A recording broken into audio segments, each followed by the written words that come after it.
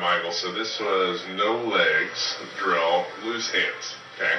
So a couple things that we were working on here. You can see the ball's about even with your front foot. Don't get it too much more out in front of where you have it here, kind of right there, okay?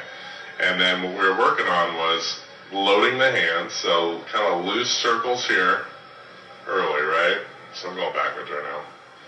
Okay, so loose, loose, loose, and then lift, and then we're going to throw that knob forward, okay? So you're going to pull the knob in front of your chest. That's going to keep the barrel up. You can see I have another T back here so that you would swing over it and miss it, okay? And that would flatten off your swing. But notice how much flatter your right arm and right wrist is here. Okay, much flatter, okay? And I'm trying to get you to push more. And by getting the knob out in front, that's going to keep the barrel from dropping so you don't scallop underneath and kind of slice that ball to right field. Okay, that's why we also have the tee kind of high, okay? And you can see your swing plane, again, we're not using our legs here. And your swing plane is still about maybe 2 or 3 degrees up. See how long you're on that? So what happens when we start to use our legs, then 2 to 3 degrees up turns into like 5 or 6 degrees up, okay? So we have to make sure it doesn't get too much.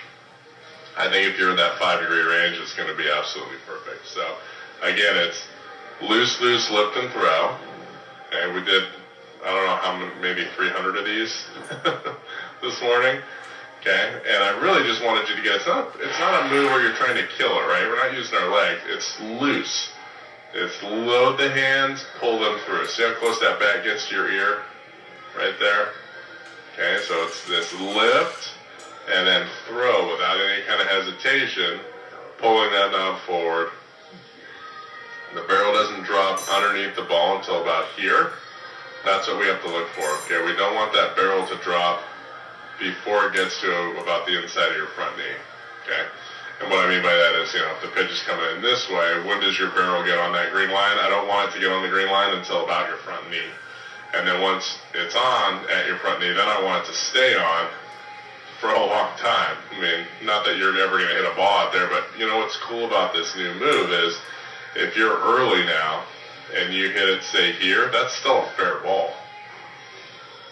Okay, so the more you get the knob out in front, the longer the barrel stays towards the middle of the field. So instead of you pulling balls foul because you're quote-unquote a little early, by getting the knob to continue forward, that keeps the barrel back a little bit more. I mean, you're hitting this ball to right field and it's at your front foot.